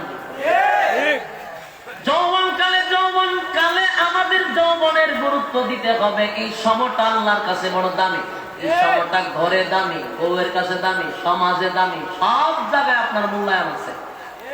যৌবনকালে বউ আপনারা দাম দেয়, মা বাবাও দাম দেয়, ভাইয়েরা দাম দেয়, আত্মীয় স্বজন দাম দেয়, সমাজের মানুষ আপনারা দাম দেয় রে। আল্লাহ এই সময়টা আমার কাছেও দামি। সমস্ত ব্যস্ততার মাঝে যদি আমি মালিক রে তুই ডাক দেস রে, আমি আল্লাহ ওয়াদা দিলাম, ডাকতে দেরি, জবাব আসতে দেরি নেই। আর যে সময়টা কারো কাছে মূল্যায়ন নাই, 60-এর ঘরে গেলে বউ বালা পায় না, পুতে ছেলে মেয়ে বালা পায় না, সমাজের মানুষ কয়ে চাচা এখন আপনি বাড়ির জানাবেন গাড়ার গাড়ার ভাল লাগে না। এই সময় কি আল্লাহ রাখা আল্লাহ কেউ দিয়ে আমার দাম দেয় না, তা আপনি কি তা করেন? আল্লাহ এবার বাটপারি করা যে সময় দাম দিত আমি আল্লাহরে চিনতাম না, এখন সেটা চাকর দস্তা। যুবক ভাইরা আমার, আমি আপনাদের হাতে পায়ে ধরে বলি এই যৌবন কাল আমাদের কাজে লাগাইতে হবে। আল্লাহ বলছেন সময়ের কথা, সময়ের মূল্যায়ন করো, সময়ের মূল্যায়ন করো। একটা রাত আমাদের কাছ থেকে চলে গেল, আর জীবনে কোনোদিন গুইরা 11ই জানুয়ারি পাবেন না। এই দিন এই রাত শেষ, চলে গেল নি, আর কোনোদিন পাবো না। দুনিয়া থেকে বিদায় হওয়ার আগে পরকালের সামান তৈরি করা দরকার। আল্লাহ কয় সব তো ধ্বংস করব, কিছুই আমি রাখবো না, সব ধ্বংস করবো। কুল্লু মান আলাইহা ফান, সব ধ্বংস থাকবে কে? ওয়ায়াবকা ওয়াজহু রাব্বিকা যুল জালালি ওয়াল ইকরাম। আল্লাহ রাব্বুল আলামিন থাকবে, বাকি সব ধ্বংস। পৃথিবীর মধ্যে জালজালা শুরু হয়ে যাবে। ইসরাফিল আলাইহিস সালাতু ওয়াস সালামকে আল্লাহ অর্ডার দিবে, ইসরাফিল রে বাঁশি বাজায়া দে, নাফরমান আমার দুনিয়ায় থাকার কোনো দরকার নাই। ইসরাফিল আলাইহিস সালাতু ওয়াস সালাম যখন বাঁশি বাজায়া দিবে গো, তাম পৃথিবীর মধ্যে একটা ভূমিকম্প শুরু হবে। এই ভূমিকম্পে সব তছনছ হয়ে যাবে, সূর্য গুলি ছুটে পড়ে যাবে, তারকা গুলি ছুটে পড়ে যাবে। এই পৃথিবী থেকে 13 লক্ষ গুণ বড় হইল সূর্যটা। সূর্য যদি সুইটটা পড়ে এই পৃথিবী তালাশ করে ভাইবেন না, কথা ভাই, পৃথিবী তালাশ করে পাইবেন না, পৃথিবী তালাশ করে পাবেন না। যদি সূর্য ছুটে পড়ে, তারকা পড়বে, সব ধ্বংস। আল্লাহ রাব্বুল আলামিন বলেন গোটা পৃথিবী ধ্বংস হয়ে যাবে, জালজালা শুরু হয়ে যাবে। ইযা যুলজিলাতিল আরদু জিলজালাহা, জমিনের মধ্যে জালজালা শুরু হবে। এই যুবক ভাই, দুনিয়ার ধ্বংস, একটা মানুষ আমরা থাকবো না, এটা চিরসত্য। কিন্তু পরকালের সামান তৈরি করতে হবে। এই পৃথিবীর শেষে রব্বে কারীম বলেন পুনরায় কিন্তু আমার দ্বারা আবার দাঁড়াইতে হবে। দাঁড়ানি লাগবে,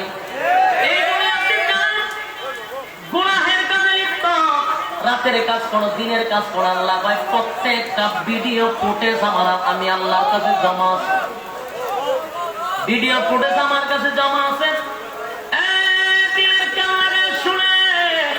আল্লাহ বলেন রাত্রে কয়টার সময় কাম করছো, ক্লাবে গেছো, বোতল খাইছো, পানির নিচে গিয়ে কোন কাম করছো, সব ভিডিও ফুটেজ আমি আল্লাহর কাছে আছে না না? দুইটা কাদের মধ্যে দুইটা সিসি ক্যামেরা। এই ভিডিও ফুটেজ গুলো হাতুড়ির মাঠে আপনি আমার সামনে তুলে ধরা হবে। আল্লাহ রাব্বুল আলামিন বলেন তৃতীয় সিংহায় যখন ফুঁক দিবে, বাঁশি বাজায়া দিবে, মানুষগুলি মাটি কাদার থেকে লাফায়া উঠবে, মাটি ঝাড়তে ঝাড়তে উলঙ্গ অবস্থায় হাসরের মাঠের দিকে দৌড়াইতে থাকবে। আল্লাহ রাব্বুল আলামিন বলেন মানুষগুলো দুইটা দলে ভাগ হবে গো, একটা দল ডান দিকে দাঁড়াইবে, আরেকটা দল বাম দিকে দাঁড়াইবে। আমি আল্লাহ দুনিয়ার পরীক্ষার হলের রেজাল্টটা ডান দিকওয়ালাকে একটা দিব, বাম দিকওয়ালাকে দিব। ডান দিকওয়ালারা একদিকে, বাম দিকওয়ালারা একদিকে। বাম দিকে যারা আমলনামা পাবে, আল্লাহ রাব্বুল আলামিন বলেন বাম দিকে যারা পাবে স্বাভাবিকভাবে আমি দিব না, তাদের বুকটাকে ছিদ্র করব, বাম হাতটা বুক দিয়ে ঢুকাবো, পিছন দিকে বাহির করব, গাঁটটা মস্কায়া ভাঙবো, এরপরে আমলনামা দিব, রেজাল্ট দিব, ফলাফল ধরায়া দিব। পরীক্ষা হলের ভিতরে পরীক্ষা না দিয়া যে তুই ফাজলামি করছিলি, আজকে দেখ তোর রেজাল্টের অবস্থা কেমন। বান্দা এবার রেজাল্ট দেখবে আর বলবে আপনি আমার প্রতি বেবিচার করেন নাই, বেইনসাফি করেন নাই, আপনি মালিক আমার উপরে ইনসাফের বিচার করছে, ইনসাফের বিচার করছে। আল্লাহ কয় বান্দা রে আমলনামায় বড় 5 ডিভিশনে গুড়ার ডিম পাইছো, এবার বাম দিকে যা। আল্লাহ রাব্বুল আলামিন বলেন জাহান্নামীরা তখন জাহান্নামে যাবে, এমন একটা জায়গায় তাদেরকে ছাড়া হবে ওই জায়গাটা কারা যাবে, সীমা লঙ্ঘনকারীদের অবস্থান হবে। জাহান্নাম বলে একটা ফাঁদ, এই ফাঁদের মধ্যে যারা পা দিবে সাত গুণা গিয়া ভিতরে ঢুকবে। রব্বে কারীম বলেন সেখানে গিয়া যখন পড়বে, বছরের পর বছর নয়, যুগের পর যুগ সেখানে অবস্থান করবে। ইন্না জাহান্নামা কানাত মিরসাদা লিত্তাগিনা মাআবা লাবিসিনা ফিহা আহকাবা লা ইয়াযুকুনা ফিহা বারদাও ওয়ালা শারাবা ইল্লা হামিমান ওয়া গাসসাকা জাযাআও ওয়িফাকা। জাহান্নাম একটা গোপন পাপ, এখানে যারা পা দিবে সবগুলার অবস্থান হবে ওই এমন একটা জায়গায় যেখানে যুগের পর যুগ অবস্থান করবে সীমা লঙ্ঘনকারীরা। সেখানে মানুষ যুগের পর যুগ অবস্থান করবে আর চিৎকার দিতে থাকবে। সেদিন আপনার কান্নার আওয়াজ কেউ শুনবে না। বহু ধৈর্য ধরছেন আপনারা, আল্লাহ তাআলা আপনাদের দুনিয়া আখিরাতে সম্মান দান করুক। আমিন। বৃষ্টির মধ্যেও আপনারা ধৈর্য নিয়ে থাকতেন, ওয়াজ শুনতেন। আমিও বলছিলাম যে আমার তো আগে দিদার কোনো প্রোগ্রাম নাই, 2 ঘন্টা হোক আর 2.5 ঘন্টা চালাই গেলাম, এরপরে 1.5 ঘন্টা হয়ে গেছে, আমি আর একটু চালাইলাম। ইন্ডিয়াতে আপনারা সিন্ধি নিয়ে যাইবা, আমরা সিন্ধির রাস্তা রাখছি। ধৈর্য নিয়ে বসছেন ইনশাআল্লাহ। আমি ওয়াদা দিলাম আগামীতে দাওয়াত পেলে আসবো ইনশাআল্লাহ। দুরূদ শরীফ পড়েন, আল্লাহুম্মা সাল্লি আলা মুহাম্মদ ওয়া আলা আলি মুহাম্মদ কামা সাল্লাইতা আলা ইব্রাহিম ওয়া আলা আলি ইব্রাহিম ইন্নাকা হামিদুম মাজিদ। বসেন, সিন্নি আছে। আগামী বছর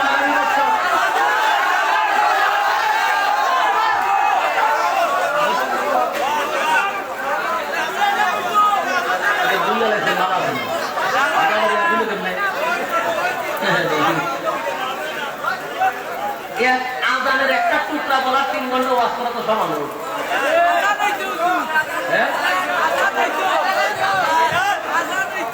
জি জি, একটু দেখছেন আমি বাড়াইয়া এরা এটা আবার বুঝলে গেছে ভাবছিলাম। আমি আপনাদের আবদার রক্ষা করি, যেহেতু আপনারা বৃষ্টিতে বীর্য 1.5 ঘন্টা বলছেন, এই জায়গার মধ্যে আমাদের আবদার রক্ষা করার জন্য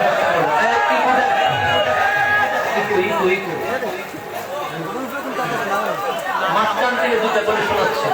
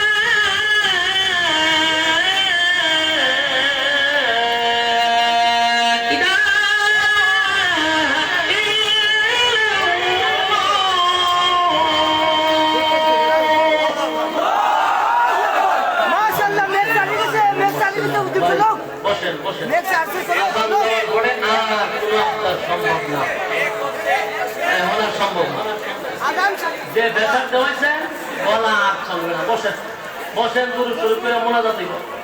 আজান আগে যা বলতেন সবই সম্ভব। আজান 2 ঘন্টা বাস করা যায় আজান। বসেন, আমি মোনাজাত করার আগে একটা কলি শোনাচ্ছি সঙ্গীতের, বসেন। যার নাম মনে হলে পড়ে যায় গো, খোলা পায়ের রাশেদার মোরে ফারুক। যার নাম মনে হলে পড়ে যায় গো, খোলা পায়ের রাশেদার মোরে ফারুক। মাহমুদের পথে ছিল নিবেদিত প্রাণ, নিজে বহন করে দুঃখীদের প্রাণ, তে করে দুনিয়ার আলিশান সুখ।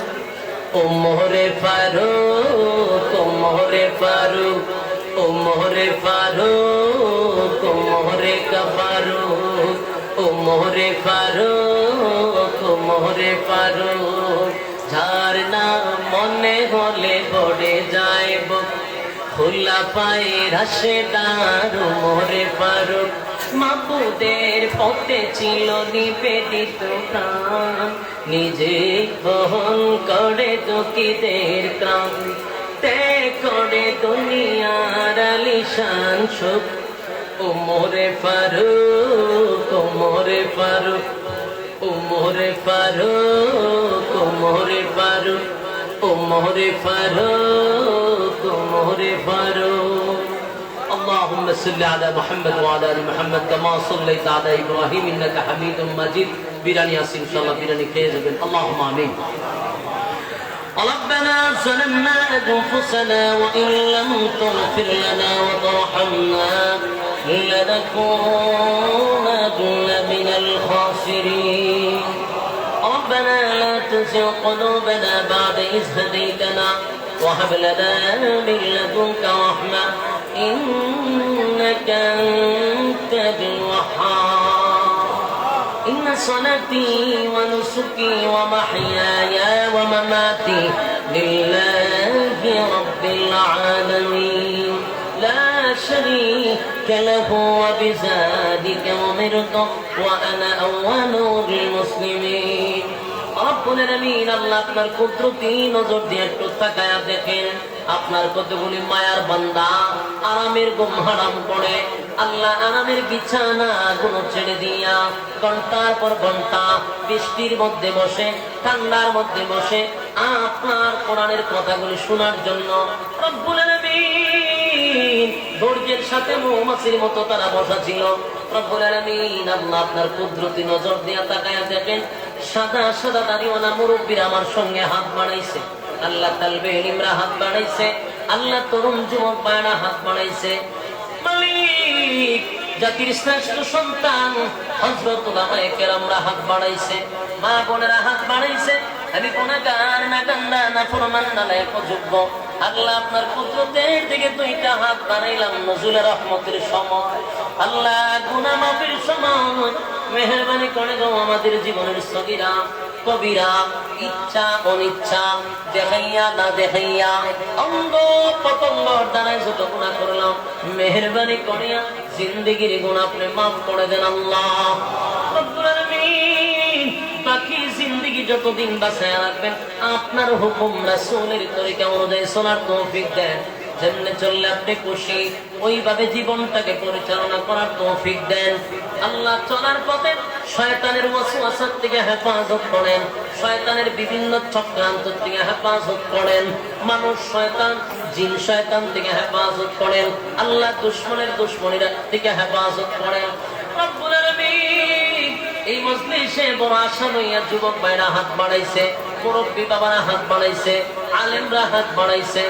আল্লাহ আজকের মাহফিল থেকে আমাদেরকে আপনি খানিয়াতে ফিরায় দিবেন না আল্লাহ। আজকের মাহফিলটা যারা করছে যুবক ভাইরা একত্রিত হইয়া রাত দিন অক্লান্ত পরিশ্রম করে, আল্লাহ টাকা দিয়া পয়সা দিয়া বুদ্ধি দিয়া শ্রম দিয়া, আল্লাহ অনেক মানুষ আল্লাহ বুদ্ধি দিয়া পরামর্শ দিয়া টাকা দিয়া পয়সা দিয়া খানা পিনা করে যে যেমনে পারছে রাত দিন অক্লান্ত পরিশ্রম করছে।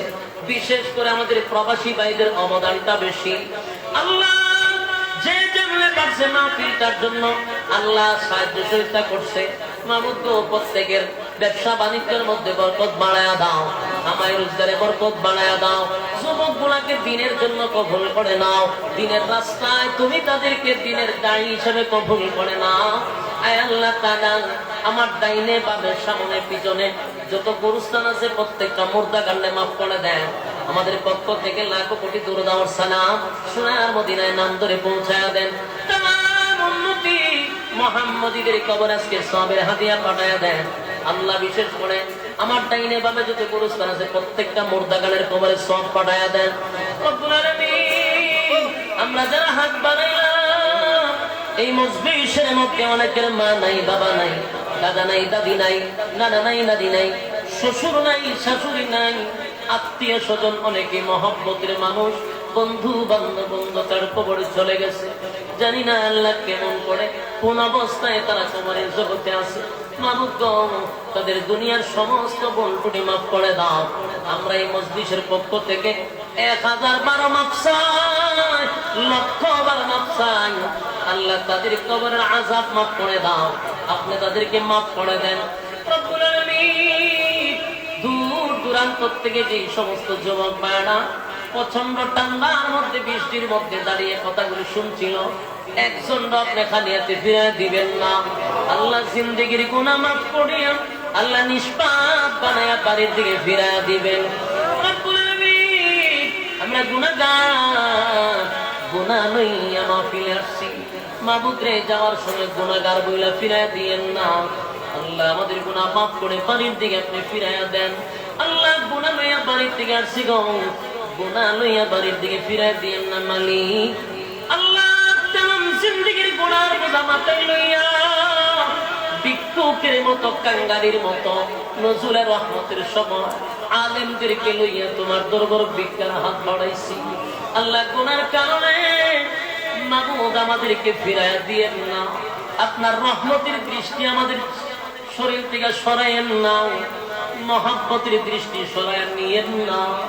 আল্লাহ গুনাহ করেছি, অন্যায় করেছি, অপরাধ করে ফেলেছি। আপনি রহমান, আপনি রহিম, জিন্দেগির গুনাহ মাফ করে দেন। বাকি জিন্দেগি আপনার গোলামি করার তৌফিক দেন।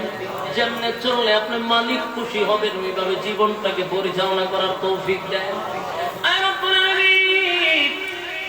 গুনার কারণে মানুষের সামনে লজ্জা দিয়েন না, গুনার কারণে মানুষের সামনে ইজ্জত নষ্ট করে দিয়েন না।